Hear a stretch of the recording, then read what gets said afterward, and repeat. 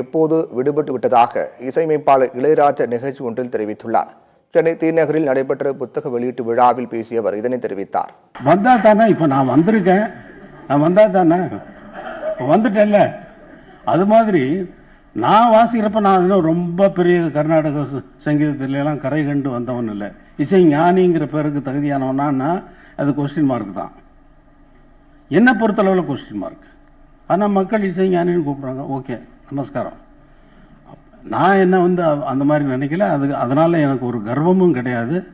அதெல்லாம் தூக்கி எரிஞ்சது சின்ன வயசுலேயே தூக்கி எரிஞ்சிட்டேன். ஏன்னா என்னோட கச்சேரி வாசிக்கின்ற நேரத்தில் நான் பாடல் வாசிப்பேன். சின்ன பையன் ஹார்மோனியம் வாசிக்கிறேன், ஜனங்கள் கை தட்டுறாங்க. கைத்தட்ட பெருமையாக இருந்தது. நிறைய ப்ராக்டிஸ் பண்ணி நிறைய வாசிக்க ஆரம்பித்தேன்.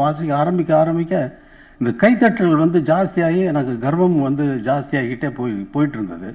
ஒரு ஸ்டேஜில்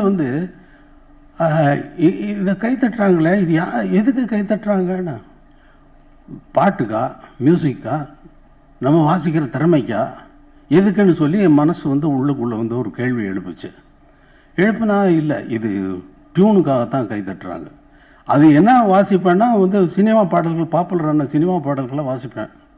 அந்த பாடல் யார் அப்போ இந்த டியூனுக்கு கை தட்டுறாங்கன்னா இந்த கைத்தட்டல் யாருக்கு போகுது? பாட்டுக்கு போகுது. பாட்டு யார் போட்டா? எம்எஸ் விஸ்வநாதன் சார் போட்டார். அப்போ இந்த கைத்தட்டல் விஸ்வநாதன் சாருக்கு போகுது.